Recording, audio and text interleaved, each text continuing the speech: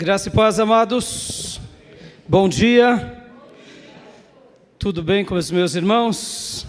Depois desse momento especial de adoração, você louvou ao Senhor, disse o quanto Ele é majestoso.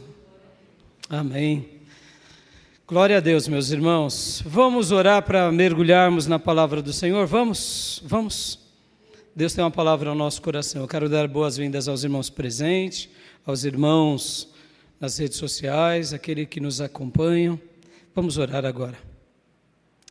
Pai, muito obrigado por essa manhã tão maravilhosa. Tão maravilhosa. Cantamos a Tua majestade, cantamos a Tua santidade, cantamos, ó Deus, reconhecendo a Tua soberania, o Teu poder. Louvamos e adoramos somente e unicamente ao Senhor. Obrigado, Pai, obrigado. Obrigado porque o Senhor já preparou tudo para nós. Já nos deixou, eu diria, com tudo pronto, preparado. Basta cada um de nós agora darmos ouvidos ao Senhor e fazermos valer com tudo aquilo que o Senhor nos deixou. Agora, Senhor, eu te peço mais uma vez, abençoa a tua igreja, Senhor. Abençoa os meus irmãos, irmãs, os que estão aqui conosco no santuário, aqueles que estão conosco também no mesmo espírito, aonde quer que eles estejam, em qualquer cidade que eles estejam e até estado. Que, ó Deus, o Senhor seja com todos nós e que agora, Senhor, o Senhor prepare um banquete para todos nós. Sim, Senhor, aqueles mesmos que o Senhor preparava desde os dias da criação, quando o Senhor ia visitar Adão e Eva na viração do dia. Depois, Senhor, aqueles mesmos banquetes que Sete, filho de Adão, desfrutou. Enoque, o teu servo que foi recolhido ao teu lado. Noé, Senhor, que ouviu a tua graça. E, ó Deus, o pai da fé, Abraão. Prepara um banquete para nós agora, Senhor, esse banquete espiritual que possa mudar a nossa vida cada dia mais e mais para melhor, para o crescimento, para realmente cumprirmos com toda a tua vontade. Tenha misericórdia da tua igreja, tenha misericórdia de cada alma, de cada família que representa essa igreja local. Tenha misericórdia da minha vida, tenha misericórdia do meu lar. E, ó Deus, eu te peço agora que o teu Santo Espírito seja derramado sobre todos nós e que possamos te ouvir e te obedecer e permanecermos fiéis até o fim. É assim que eu oro, é assim que eu te suplico, é assim que eu te peço. Fala conosco, usa a minha vida como instrumento do teu amor, pela tua misericórdia. Revela a tua palavra ao profundo dos nossos corações. Ilumina-nos pelo poder do teu Santo Espírito nessa revelação bendita. Em nome de Jesus. Amém. Amém, meus irmãos. Glória a Deus. Eu convido você, meu irmão, minha irmã, a abrir a sua Bíblia em Hebreus, capítulo de número 10. Hebreus 10. Quero ler aqui 2 versículos com vocês. Hebreus 10, versículo de número 38 e 39.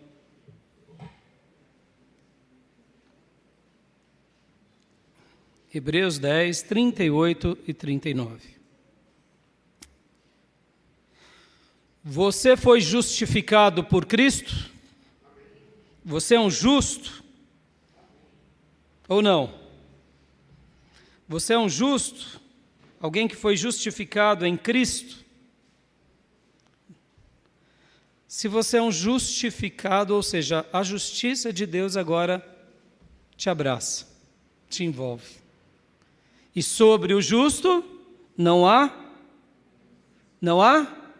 Vamos lá, não há?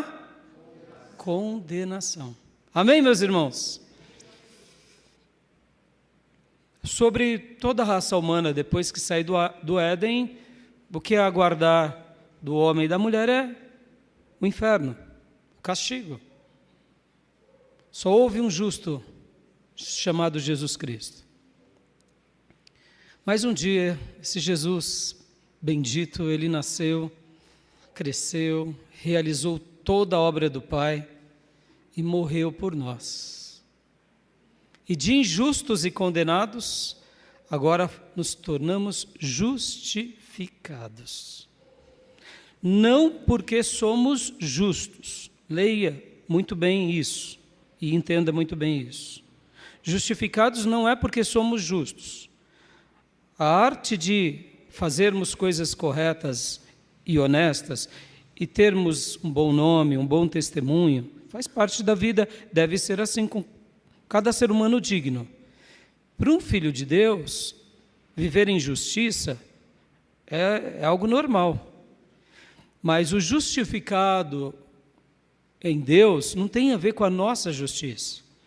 Porque por mais que pratiquemos obras de bondade ou de justiça, sempre ficaremos no vermelho. Porque o profeta disse que as nossas obras para Deus são como trapos de imundícia. E trapos de imundícia, quando o profeta se referiu, era o tecido que as mulheres usavam durante a sua menstruação. Ou seja, o profeta estava dizendo que as nossas obras de justiças, por melhores que são, diante de Deus não compram nada. Mas um dia veio Jesus e morreu por nós. E a ira de Deus que ia ser derramada sobre nós foi aplacada. E agora repousa sobre nós, por causa de Deus, do Pai, do próprio Filho que realiza essa obra pelo poder do Espírito. Agora nós nos tornamos justificados, porque clamamos a Jesus.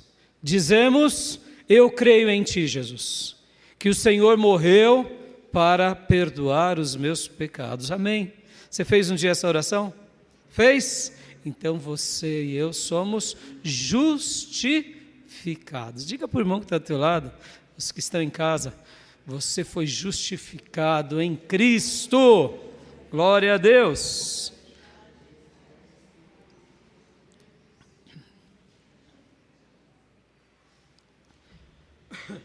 Você foi justificado, meu irmão.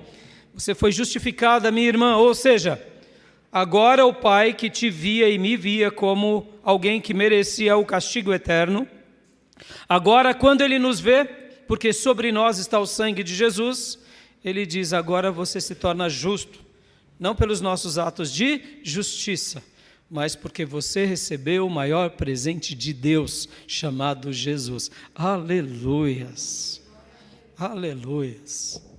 E aqui o texto bíblico é muito lindo e diz assim a palavra de Deus, lá na carta, epístola aos Hebreus, que diz assim: mas o meu justo viverá pela fé. E se retroceder, não me agradarei dele. Nós, porém, não somos dos que retrocedem e são destruídos, mas dos que creem e são salvos. Aleluias. Amém, meus irmãos? Glória a Deus.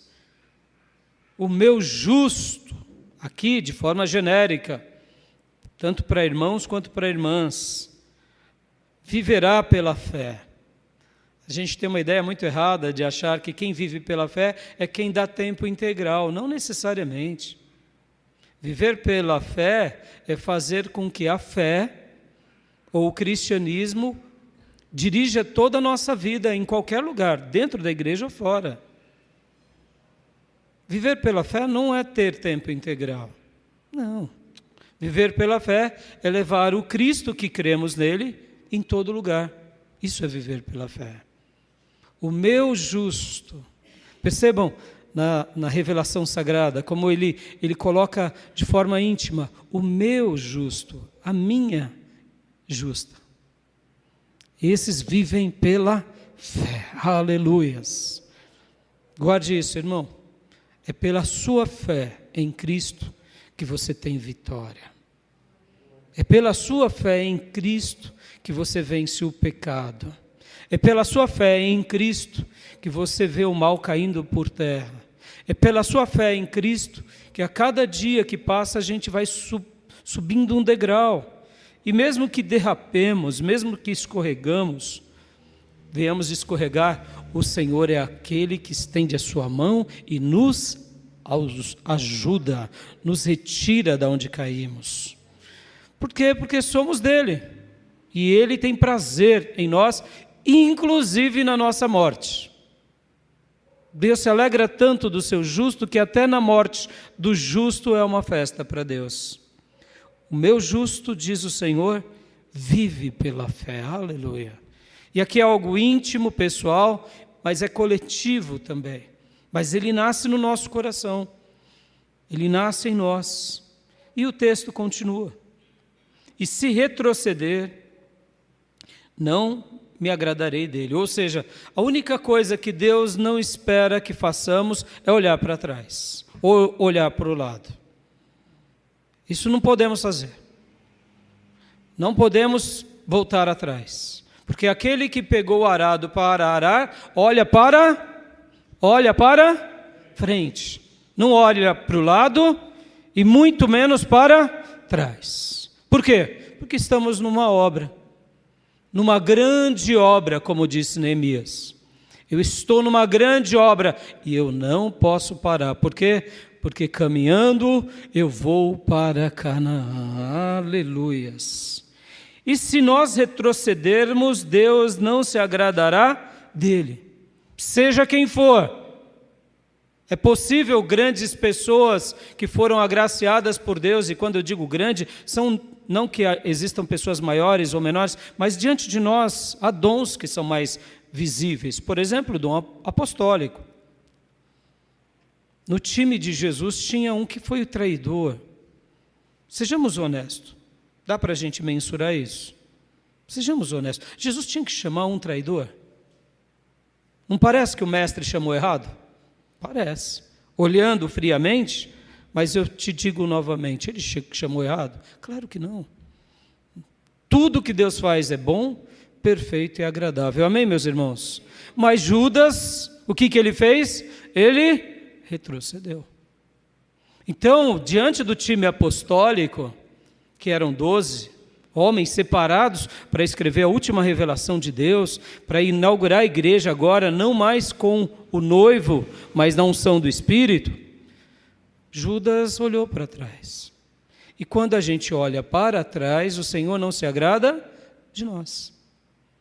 É possível isso acontecer, pastor? O texto bíblico vai dizer que alguns, infelizmente, por alguns motivos, olham para trás.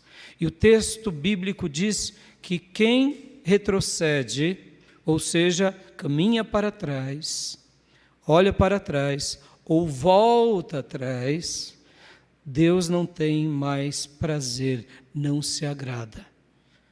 Pode ser próspero, pode ser rico, pode ter notoriedade, pode ter status, pode ser o que for, Deus já não se agrada. E aqui o escritor de Hebreus conclui a sua fala. Nós, porém, não somos, aleluia, nós, porém, não somos dos que retrocedem. Você é um desses que não retrocede? Aleluias. E são destruídos. Mas dos que creem e são salvos. Aleluia.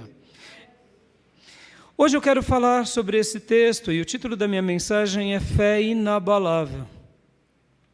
Fé inabalável. Enquanto eu fazia a minha lição de casa e pensava, é tão difícil a gente avaliar a fé das pessoas, porque é algo muito pessoal, muito íntimo. E nem todos que demonstram muita fé têm essa fé. No caso de Judas, por exemplo. Quem diria que Judas retrocederia?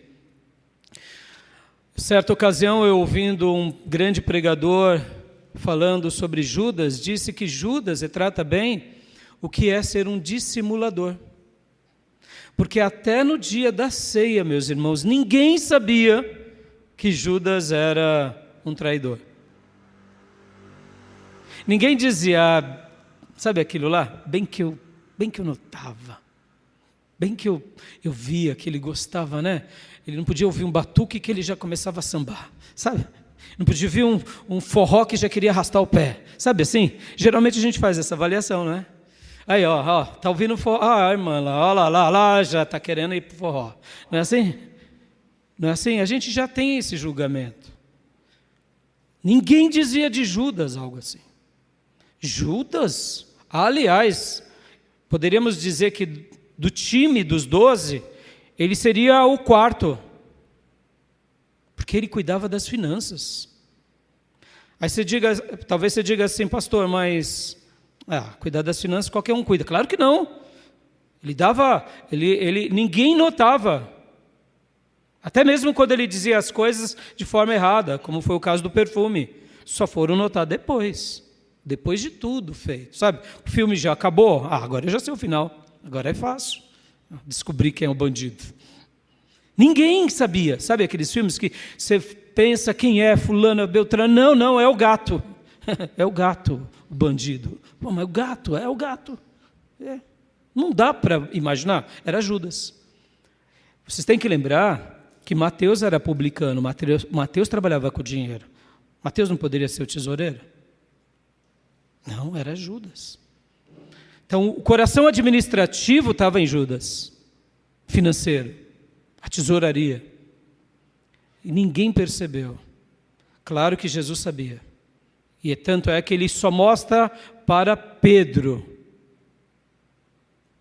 E Pedro depois fala com João, e ali os dois ficam sabendo na ceia, porque perguntam, e João e Pedro, aliás, perguntam quem é, Senhor, e aí eles ficam sabendo ali, mas até o episódio da ceia, eu não sabia, simulava bem. Vamos lá, dá para a gente saber quem é que tem fé de verdade? Sejamos honestos, irmãos. A gente deduz, nós pastores deduzimos, os irmãos da liderança deduzem. Mas quem é que tem fé mesmo? Quem é que tem fé mesmo? Essa fé que não retrocede e não é destruído, mas essa fé que crê e é salvo. Hoje eu quero falar um pouco com vocês sobre esse título, e não quero aqui que vocês olhem para alguns personagens em detrimento de outros, porque, como eu disse, é normal que os nossos irmãos do Ministério de Louvor, que o pastor, a minha esposa, que a liderança, demonstram fé, porque estamos conduzindo uma igreja, é normal. Mas quem é que tem fé mesmo? Quem é que tem fé mesmo? E o título é Fé Inabalável, Fé Inabalável. Porque hoje eu quero falar um pouco com vocês sobre isso, porque o Senhor hoje nos convida à sua mesa, mais uma vez. Posso ouvir glórias a Deus? Mais uma vez o Senhor nos chama a participar da sua mesa. Oh, meus irmãos, como é maravilhoso isso. Poder participar da mesa do Mestre. Poder cear com o Mestre. Poder lembrar do amor do Mestre.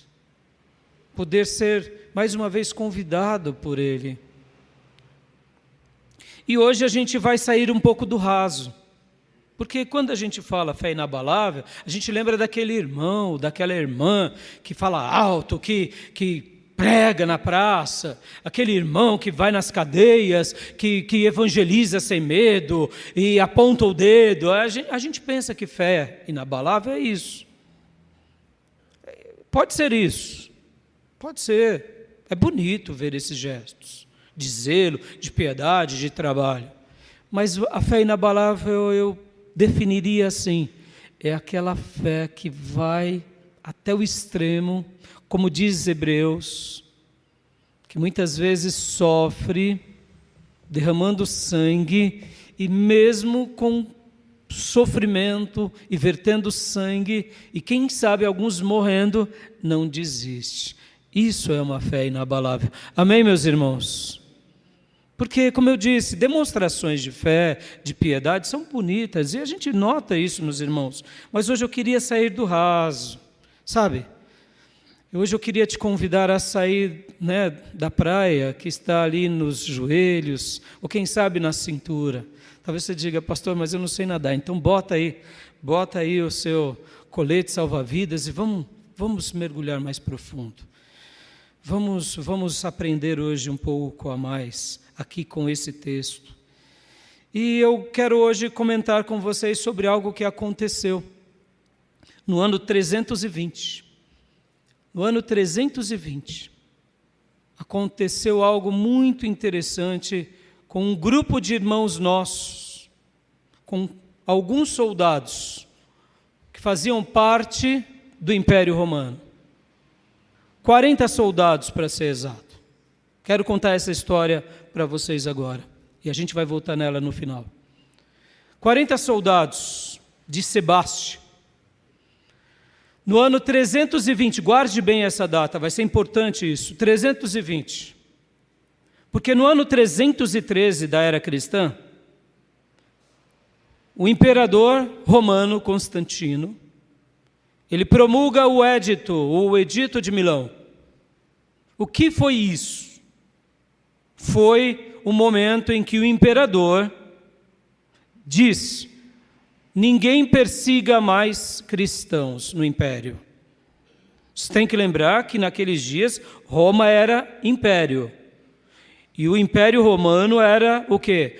Ele era muito forte no mundo, e a política e a influência dele em todo o mundo, mesmo que não eram romanos, eram influenciados. Os bárbaros, os asiáticos, os africanos de uma forma geral, porque vocês têm que lembrar também que ali onde é o mar Mediterrâneo, os romanos chamavam o mar nosso, o mares nostros, porque era o mar nosso, porque o Império Romano estava ao redor de todos aquelas praias e aquelas cidades que margeavam o Mediterrâneo, pegando ali norte da África, Europa, a Espanha, e depois invadindo ali para aquela região onde hoje é a Turquia, onde liga ali a parte da Ásia Menor, ou Anatólia, e chegando ali na Palestina, ou seja, ali onde chegava o mar Mediterrâneo, tinha o Império Romano. Por isso que eles falavam que era o nosso mar. E então, mesmo quando, por exemplo, entrando para dentro ali, principalmente da Europa, onde terminava as cidades romanas, tinham as cidades que eles chamavam, que eram os federados. O que eram os federados? Eram os aliados dos romanos, que estavam sempre negociando com o Império Romano, então Roma tinha paciência com os federados. Porque os federados faziam fronteira com Roma, impedindo que outras nações entrassem em Roma. Antes de entrar em Roma, tinha que passar pelos federados. Quem eram os federados? Os federados, na sua grande maioria, se tornaram aquilo que depois, historicamente, a gente sabe que foram os bárbaros. Eles depois, os bárbaros, que eram vários povos, entram no Império Romano e, realmente, o Império Romano do Ocidente cai. Mas guardem isso, Constantino, quando ele vira imperador e se torna imperador, segundo as tradições, dizem que ele se converte. Sua mãe, de fato, era cristã. E a conversão do imperador Constantino é repleta de dúvidas. Mas vamos lá, ele promulga o Edito de Milão. Vamos imaginar agora aqui, por um breve momento, no anos 100, no anos 200, nós, povo de Deus, vivíamos sofrendo, porque o imperador romano mandava matar os cristãos, jogar nas arenas, entre as férias ou ser queimado. Irmãos, imagina viver 200 e poucos anos sofrendo por causa do Império Romano. Não era terrível? Imagine essa cena. Temos uma história atrás de nós, onde alguém que professa a fé em Cristo, o final dele vai ser trágico, ou em algum período. E de repente vem o imperador e diz: não, pode cultuar a Deus. Sejamos honestos, foi maravilhoso ou não foi para aqueles irmãos daquele contexto? Foi. Foi. Mas não pense vocês que foi fácil. Porque isso, ele faz essa lei no ano 313. Mas no ano 320, Constantino tinha também outros generais que faziam frente contra ele e que eram contra ele. Deixa eu só abrir um parênteses aqui, meus irmãos. Quando a gente... o mundo moderno é muito diferente do mundo antigo. A gente não tem como entender o mundo antigo comparando com o mundo moderno. O mundo antigo, ele tinha muitas guerras, muitas batalhas, muitos levantes. Por exemplo, Constantino, ele não se dava bem com outros generais que queriam ir com o imperador de Roma. Ele destrona o imperador. Ele vence outros generais. Não pensem vocês que o mundo, até mesmo entre os romanos, era um mundo pacífico. Não. Era um general que ia muitas vezes fazer uma conquista em uma cidade, ficava lá vários anos, conquistava aquela cidade. Quando ele voltava, o imperador via nele que ele teve tanto êxito, tanta vitória, que o próprio imperador mandava matar o general, que era o seu aliado. Porque ele sabia que se não manda matar, ele está tão poderoso. Isso aconteceu o tempo todo entre os romanos. O próprio Constantino, ele atribui que ele teve uma visão, e ali naquela visão foi como se Cristo tivesse revelado para ele, então ele conquista Roma e ele se torna imperador. Por isso que ele se converte. Está entendendo? Uma conversão bem repleta de dúvida, não? Mas por que eu estou falando tudo isso? Porque depois que ele se torna imperador, ele diz, vamos parar de perseguir os crentes? No ano 320, um outro grande nome também se levanta contra ele, do próprio Império Romano, ali naquela região da Capadócia, da Ásia Menor. E aí o que acontece? Esse homem diz o seguinte aos seus soldados romanos: bom, nós somos romanos, nós queremos ir contra Constantino, mas agora eu quero que vocês façam como eu, vamos adorar os deuses romanos.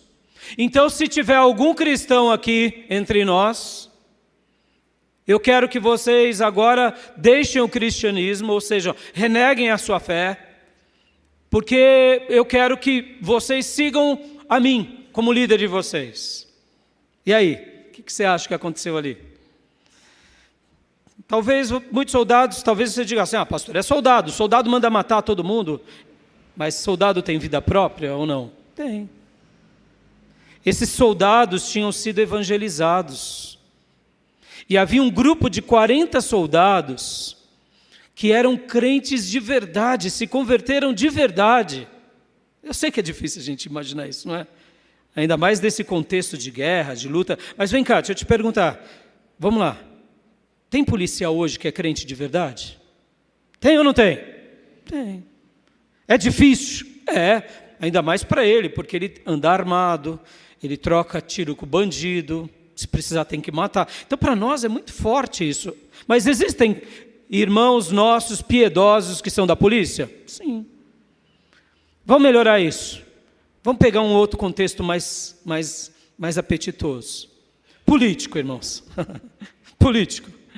Tem político que é crente de verdade?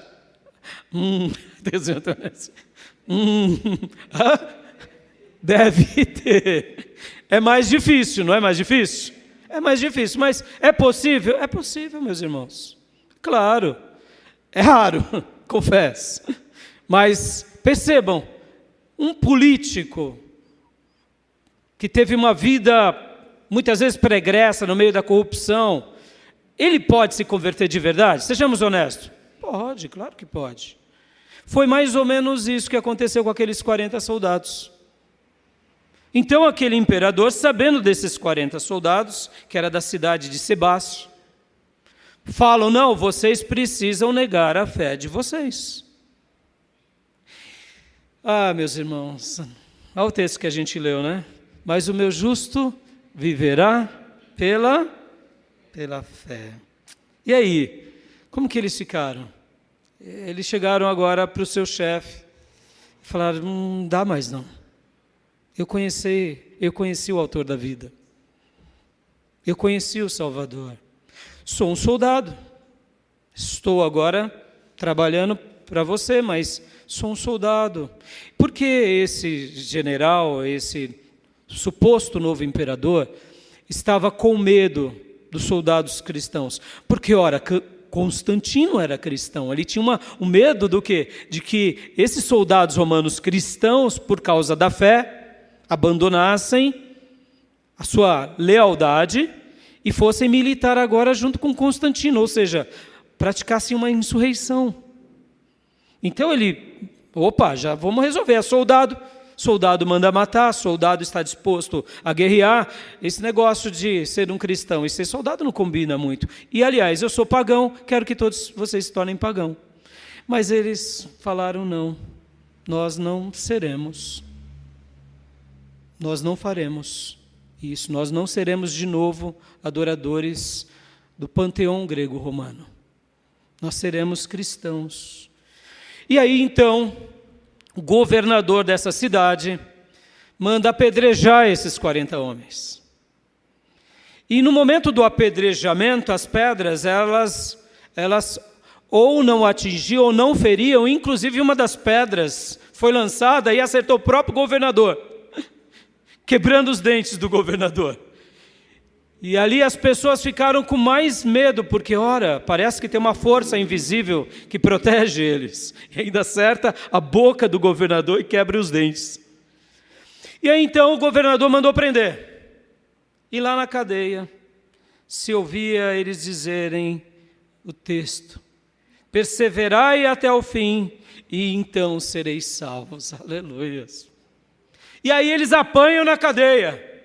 E não negam a fé, meus irmãos. E guardem isso, porque eu quero usar aqui essa história. Eu fui ontem presenteado por Deus com essa história. Eles eram soldados romanos. Eles não eram do clero. Eles não eram de uma escola sacerdotal. Eles não eram do Senado romano, da elite. Eram soldados. Pessoas da arte bélica, pessoas comuns, como eu disse há pouco, como um policial nosso, como um político nosso, pessoa comum e até mal vista. Mas eles, lá na cadeia, oravam e clamavam a Deus: perseverai até o fim, então sereis salvos. Então o governador teve uma ideia. Qual foi a ideia? Era inverno, e por ser inverno, existia ali um lago muito gélido. Quem ficasse pouco tempo ali no lago se congelava. Então eles foram julgados e foram condenados. Qual foi a condenação? Passaram a noite toda nus, os 40, dentro do lago. E do lado fizeram uma fogueira e colocaram água quente, como dizendo: aqueles que negarem a sua fé em Jesus, agora sairão e poderão se banhar com águas quentes e terão toda a regalia do imperador e etc. e tal. E ali eles foram colocados, meus irmãos. E eles se juntavam uns com os outros, esfregavam as mãos, um esquentava o outro, e ali eles oravam e começaram a cantar e começaram a buscar a Deus. Muitos outros soldados ficaram ali na vigilância. E depois de um bom tempo, um desses soldados não aguentou e saiu dali, porque as pernas deles começavam a congelar. A gente está falando aqui, irmãos, da Turquia, essa região da Anatólia, essa região onde era a Capadócia. Um desses soldados sai, e quando ele sai, ele vai ali para a água quente, e dizem algumas biografias que ele veio até a morrer por causa do choque térmico.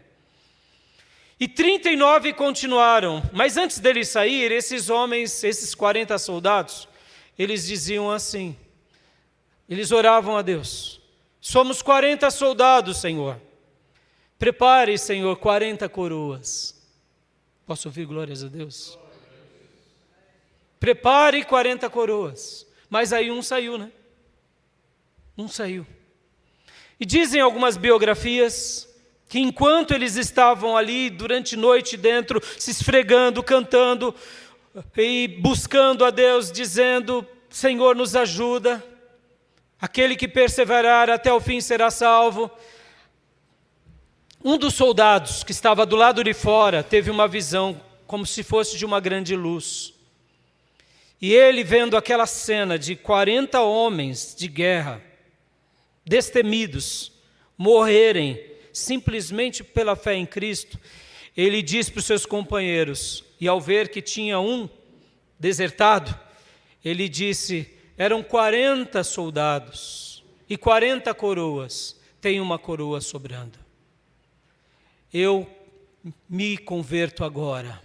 E falou para os amigos: a partir de agora eu sou cristão.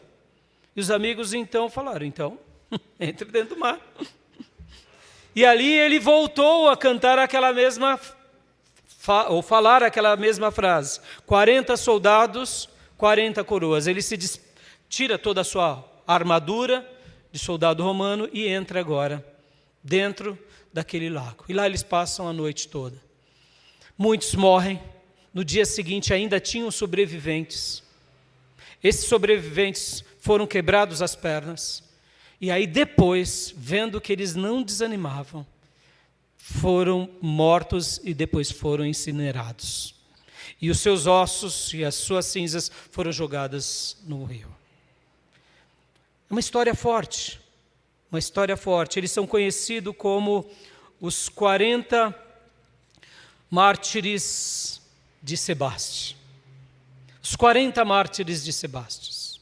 Depois, os irmãos espalhados naquela região pegaram aquelas cinzas, pegaram o resto dos ossos deles e destinaram a lugares fazendo seus sepultamentos. E ali nasceram várias igrejas, inclusive.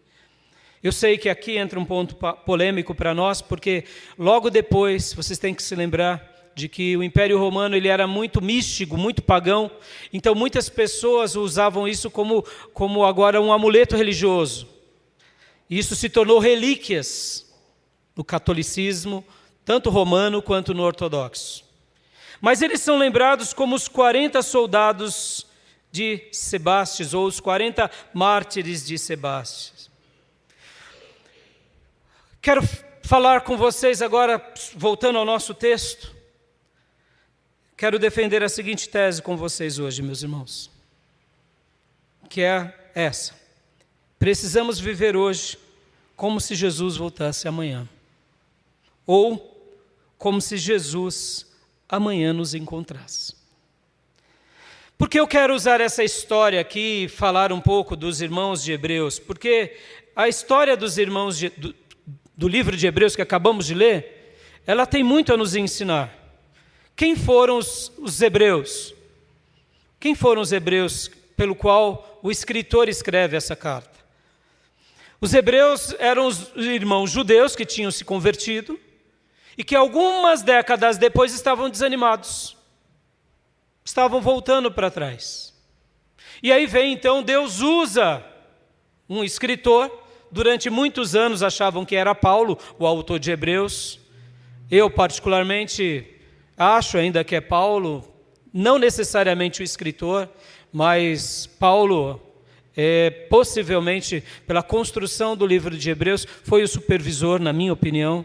Mas a gente não sabe quem escreveu Hebreus. Não se sabe.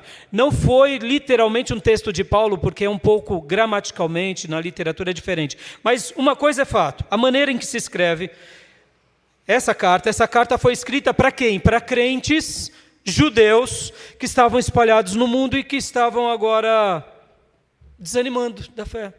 Sabe aquela ideia? Vamos voltar para trás. Vamos voltar para trás. Então, essa carta foi escrita com esse propósito, de restaurar a fé dos irmãos, de reanimar, de realinhar, de reorganizar e dizer: não parem, não parem, não parem, porque aqueles que de fato perseverarem até o fim, esses serão salvos.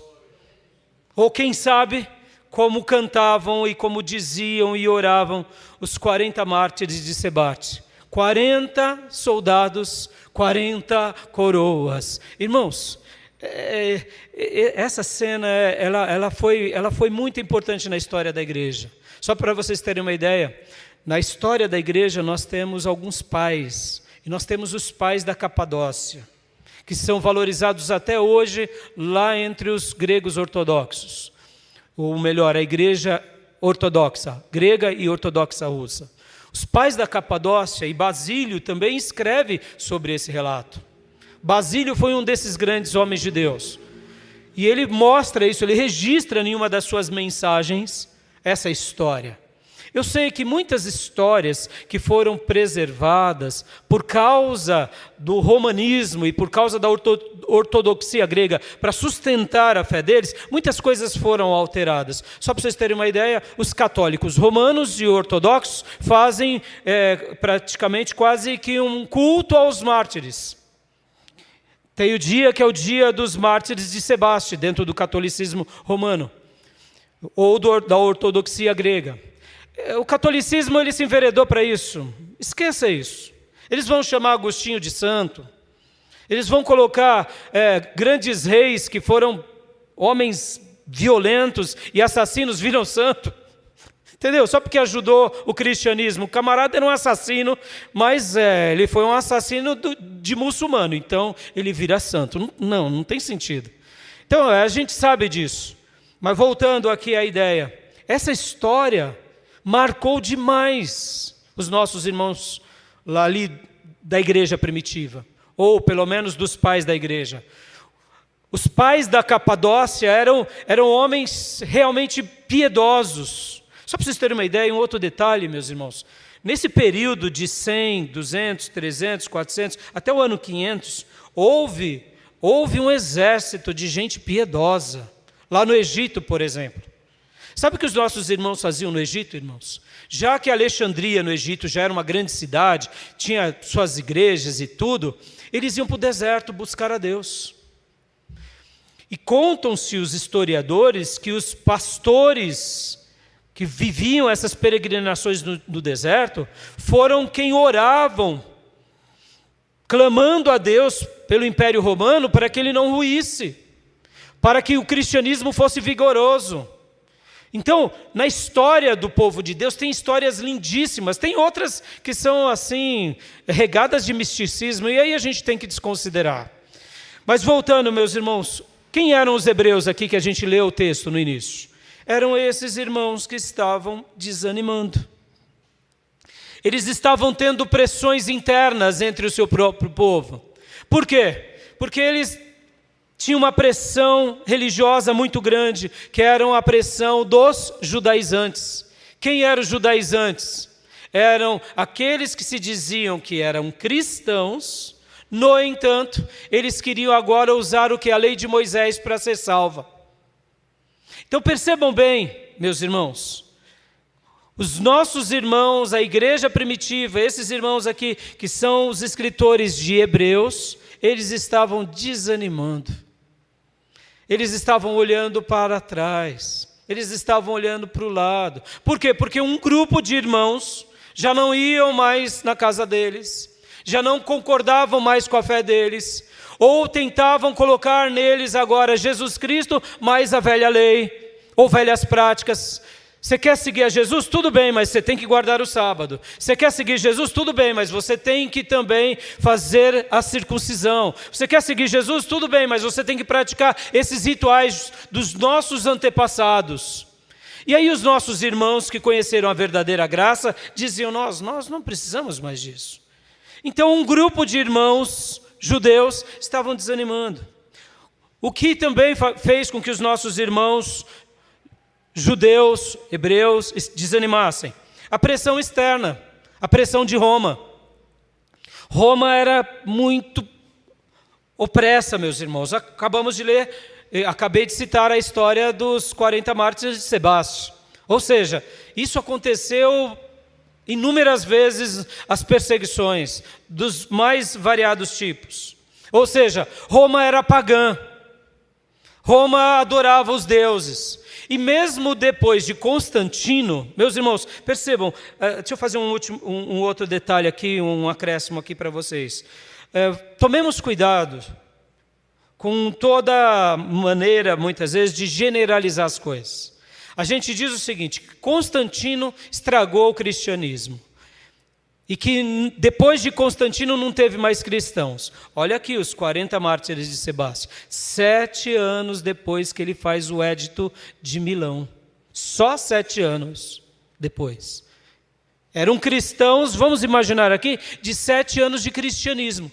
Estavam prontos ao quê? A morrer por Cristo.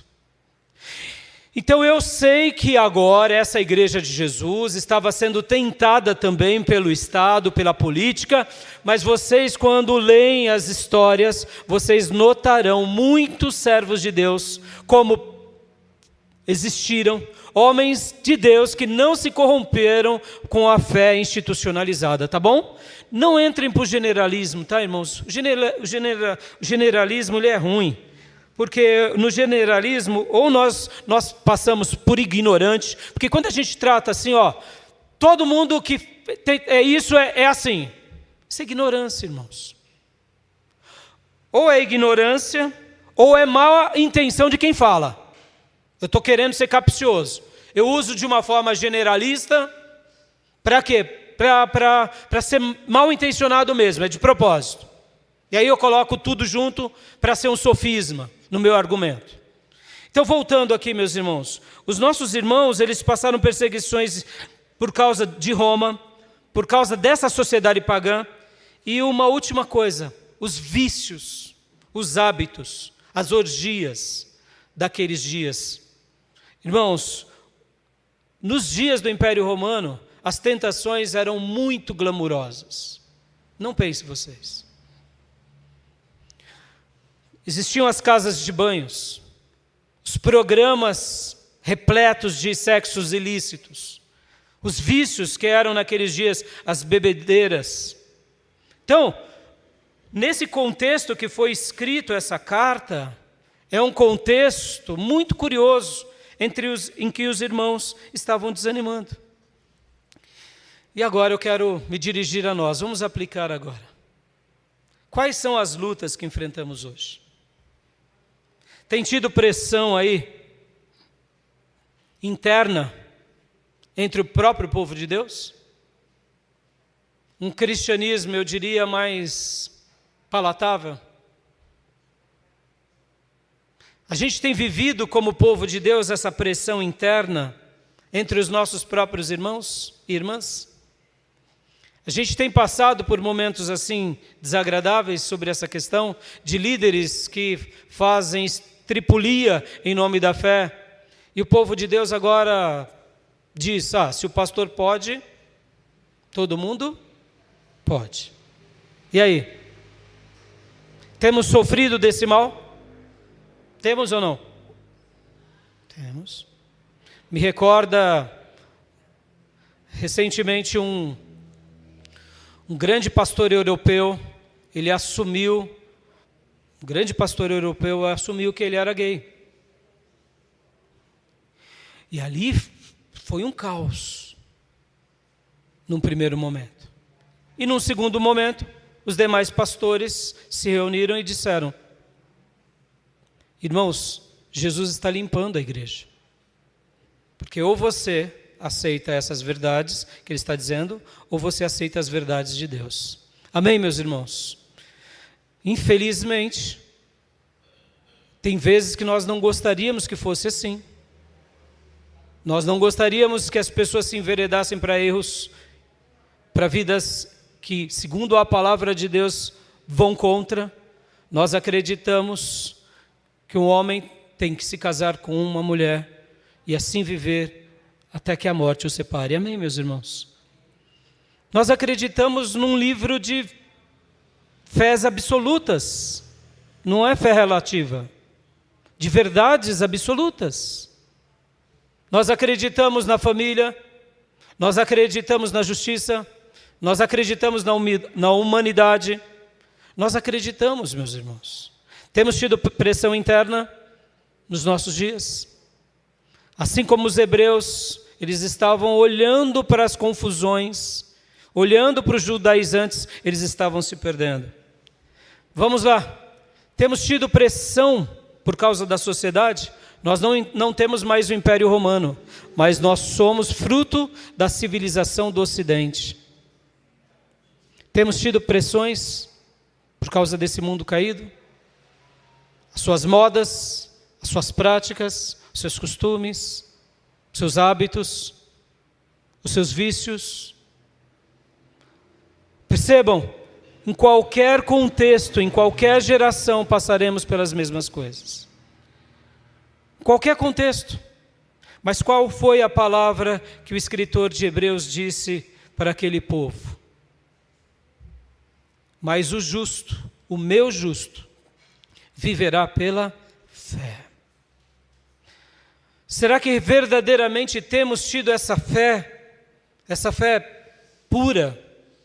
Esqueçam as vozes, esqueça a voz da sua consciência.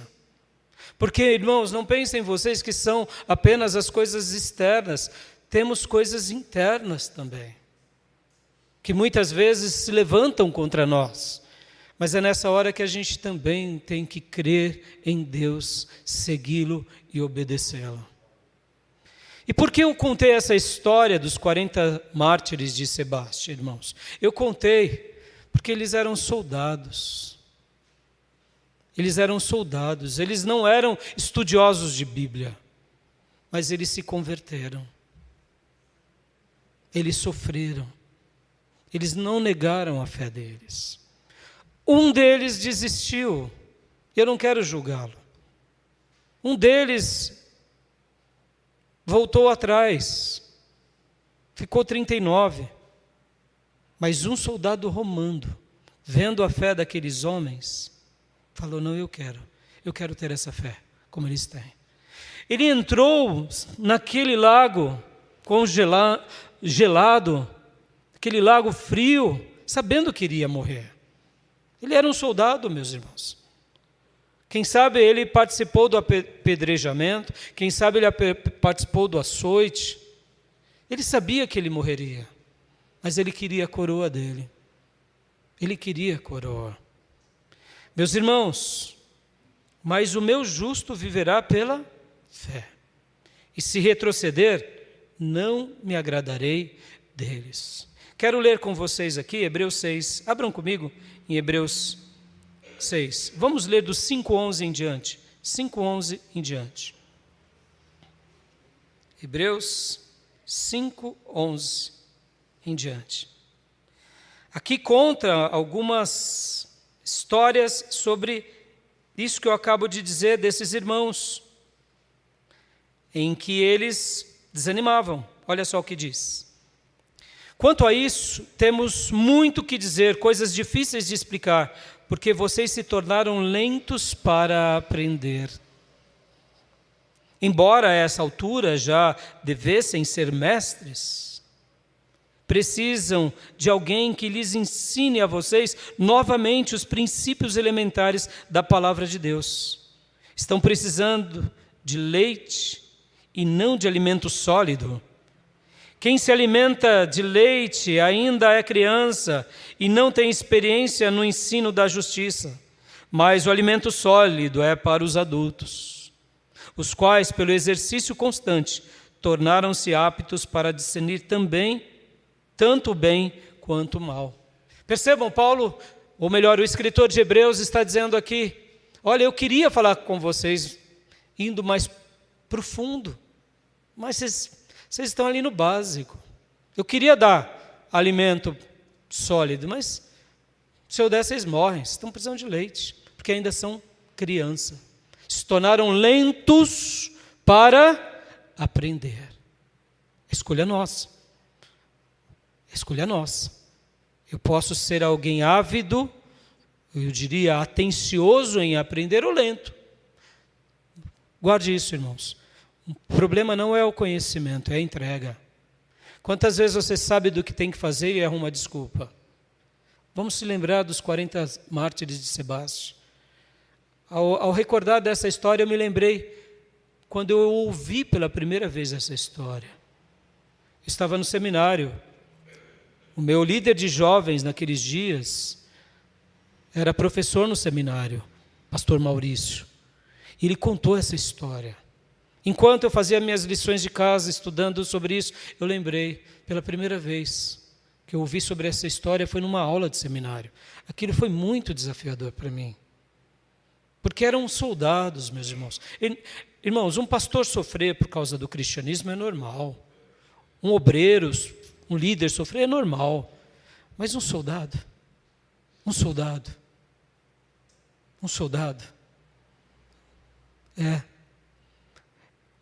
essa igreja estava sofrendo porque se tornaram lerdos em aprender. E Paulo, ou melhor, o escritor aos Hebreus diz isso: olha, eu tenho que dar leitinho para vocês, TT, mamadeira, papinha. Por isso vocês estão retrocedendo. Aprender e praticar precisamos. Amém, igreja? E aqui, meus irmãos, vocês não trabalham para mim. Eu não trabalho para vocês. Trabalhamos para Deus. Por isso que alguém, quando vem com desculpa, eu nem gasto saliva. Você não está trabalhando para mim? Não é verdade? Não. Quem tem desculpa, tá bom, tudo bem, meu irmão. Não quer vir no culto, não quer vir na casa, não quer participar do estudo, não tem tempo, não consegue, não pode, tá bom, tudo bem.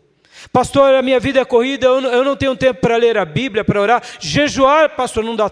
Não, na minha vida é muito corrida. Tá bom, meu irmão, tudo bem. Já te ensinei. Lava as mãos. Estou aqui. Caminhando, eu vou para Canaã. Quem quiser, segure na minha mão e vamos juntos. Vamos juntos. Irmãos, porque quem dá uma desculpa é porque não quer mais fazer. Porque quem quer, arruma um jeito. Como eu aprendi com o pastor. Quem quer, dá um jeito. Quem não quer, dá desculpa. Tudo bem. Tudo bem. A pessoa não quer, respeite a pessoa. Agora, o problema é que a pessoa não quer fazer da forma dos critérios de Deus e quer fazer para Deus, na casa de Deus, como se a igreja fosse um lugar de bagunça. Guardem isso, irmãos. O reino de Deus é um reino de disciplina. Essa palavra disciplina, inclusive nessa semana, na aula que eu dei no seminário, eu falei para os irmãos, irmãos, cuidado. A gente vê disciplina como algo que... Como que a gente fala assim, na igreja tem disciplina? O que você lembra, irmão? Vamos lá, os alunos não falem. Quando a gente fala, na igreja tem disciplina, o que a gente lembra? Que o irmão vai para onde? Vai para o castigo, vai para o banco, não é? Vem cá, disciplina é só banco? Claro que não, meus irmãos. Vamos lá, no exército, disciplina, eles têm ou não? O que é disciplina no exército? É tudo. Desde o momento em que toca a trombeta para eles levantarem, arrumar a cama, já começa a disciplina. Pôr a roupa para o treino e o exercício é disciplina. A hora de comer é disciplina. A hora de dormir é disciplina. E o que mais, pastor? Estudar é disciplina. Fazer as tarefas é disciplina. E colocar o costume é disciplina. A disciplina sempre estará presente na vida de uma pessoa dedicada. E a indisciplina? Aí não precisa nem falar. Quem tem disciplina alcança objetivos muito mais rápido do que não tem. Aliás, quem não tem, já é a prova que essa virtude chamada disciplina foi prejudicada. Vamos lá, num dojo, numa escola de artes marciais, tem disciplina? O que é disciplina? O líder lá, o professor, o mestre, disciplina é bater nos alunos? Dar uma surra no aluno? É isso, disciplina? Não. Disciplina são tudo o que acontece. Desde o momento em que o aluno sai de casa, ou chega lá e se troca, colocando a roupa, disciplina é isso. Se o mestre fala 50 polichinelos, o aluno fala, não quero, então tchau. É assim ou não é? Percebam, irmãos. Na escola tem disciplina? Tem disciplina. O que é disciplina? É só as matérias? Não. Ir à escola, estudar na escola, estudar depois da escola, fazer a prova. E no trabalho tem disciplina? Claro. Meus irmãos, a rainha das virtudes é a disciplina.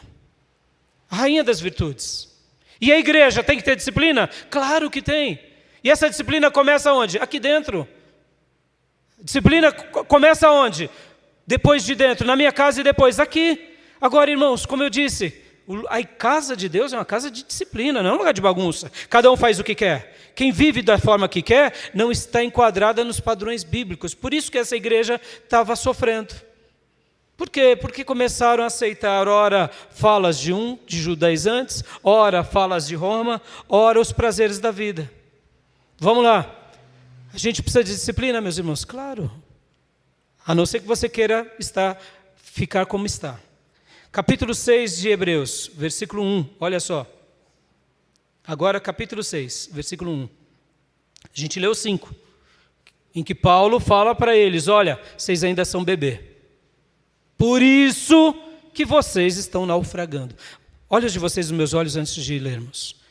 Bebês vão naufragar. Não é que o bebê naufraga. O bebê que já não deveria ser mais bebê. Guardem isso, meus irmãos. Um cristão que não cresce espiritualmente, ele é um anão. Anão. O crescimento faz parte da vida saudável. Se a gente não cresce, a gente virou um anão. Se sofre de uma fé repleta de nanismo. Amém, meus irmãos? 6:1. Portanto, deixemos os ensinos elementares a respeito de Cristo e avancemos para a maturidade, sem lançar novamente o fundamento do arrependimento de atos que conduzem à morte, da fé em Deus. Ou seja, olha aqui Paulo falando, deixa as besteiras, meus irmãos.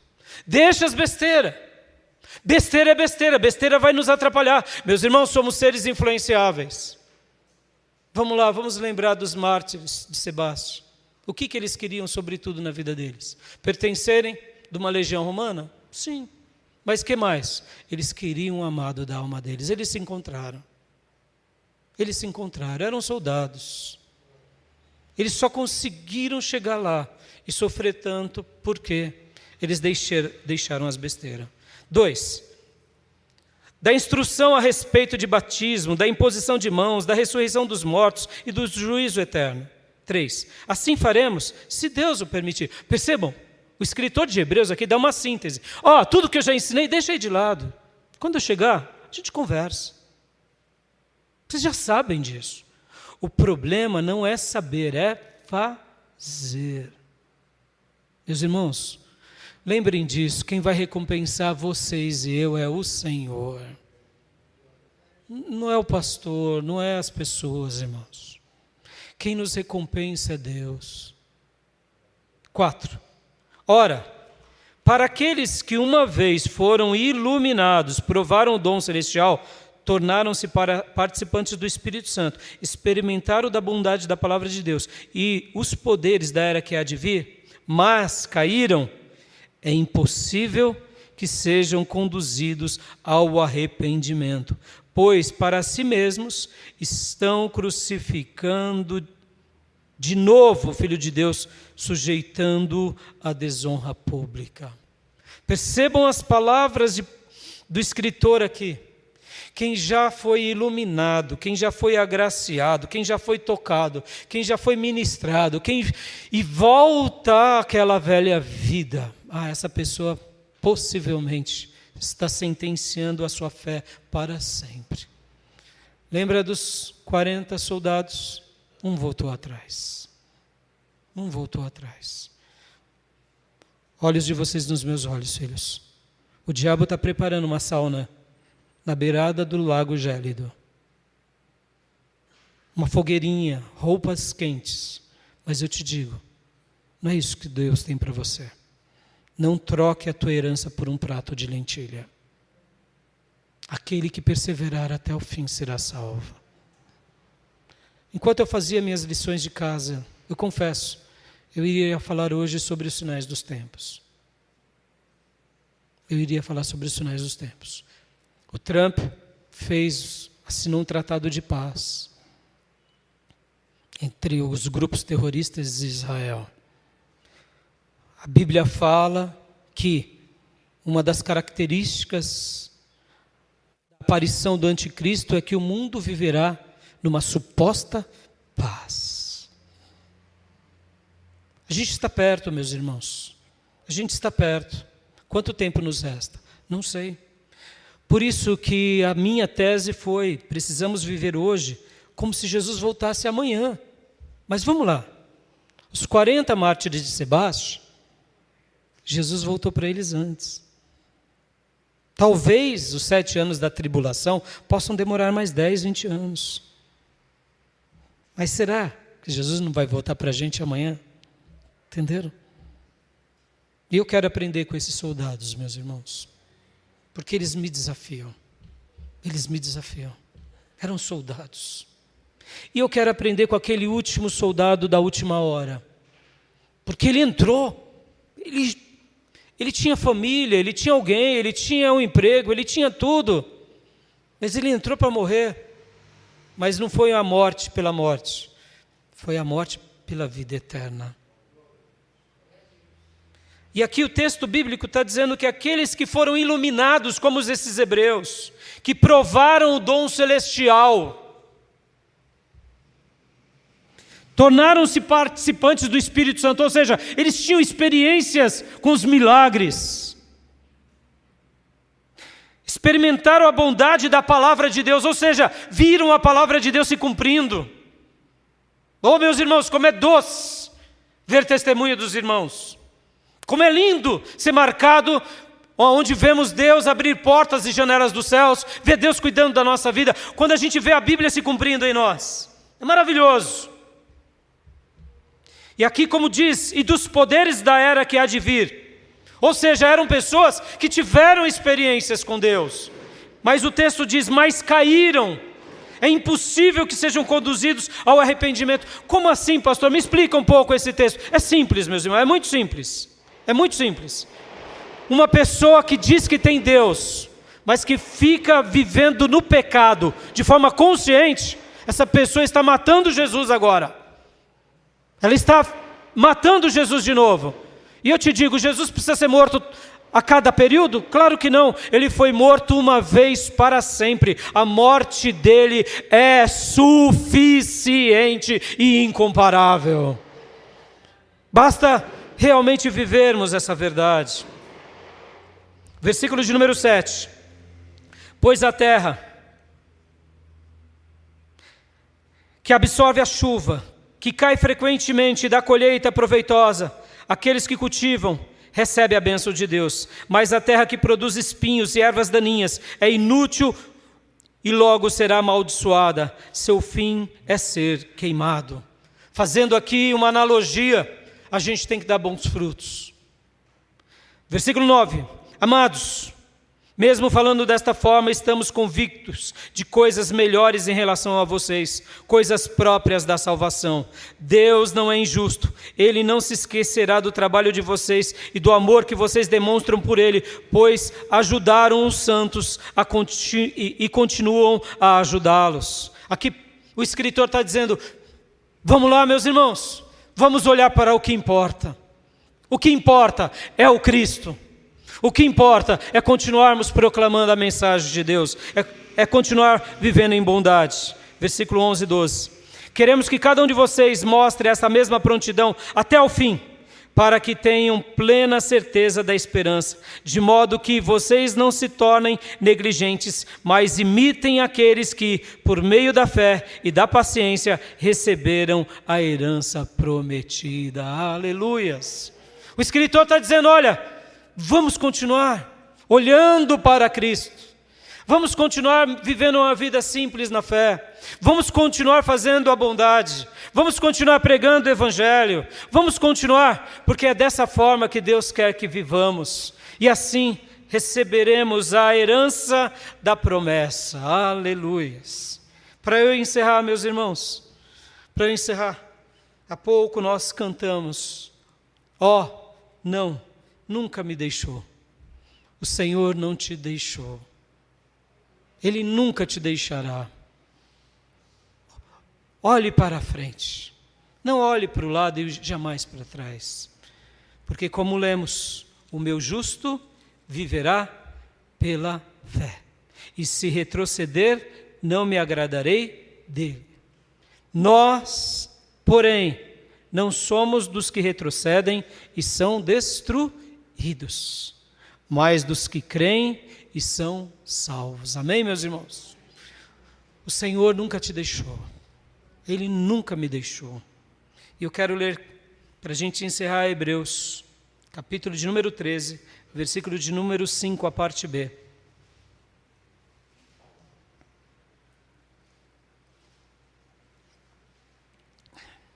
Conservem-se livres do amor ao dinheiro e contentem-se com o que vocês têm. A partir daqui, vírgula. Porque Deus mesmo disse: nunca o deixarei, nunca o abandonarei. Aleluia. As lutas da nossa vida são tão pequenas, meus irmãos, comparado aos 40 soldados. Que a gente possa aprender com esses soldados. Ou quem sabe, com aquele soldado que entrou na última hora. Lembra que no início da minha mensagem eu disse que o meu título era Fé Inabalável? Fé inabalável? Quem é que tem essa fé? A gente não sabe. De repente, é um parente seu que hoje está aí capengando, mas na hora da prova, esse homem, essa mulher, vai dar uma lição que vai marcar a história. São Basílio, chamado pelos católicos, ou Basílio, escrevendo sobre esses 40 mártires, tinha um exemplo. Valia a pena perseverar e não negar.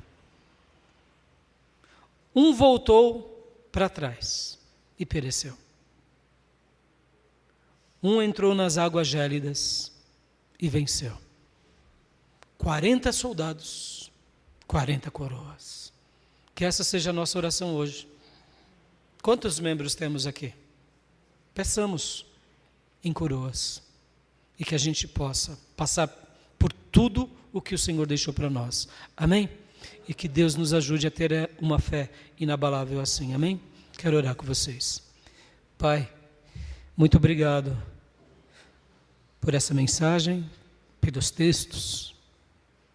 E nos ajuda, Senhor, a vencermos. Como venceram esses 40 soldados. Como venceram tantos irmãos, irmãs, que são até os anônimos muitas vezes. Ou se tornaram anônimos, mas escreveram uma linda história para o Senhor. Senhor, ajuda-nos a ter uma fé inabalável, segundo a Tua palavra, e Te amar até o fim, porque aquele que perseverar até o fim será salvo. Nós queremos ser esses justos que vivem pela fé, esses que não retrocedem, que não são destruídos. Nós queremos ser dos que creem e são salvos. Guarda essa palavra no nosso coração, em nome de Jesus. Amém.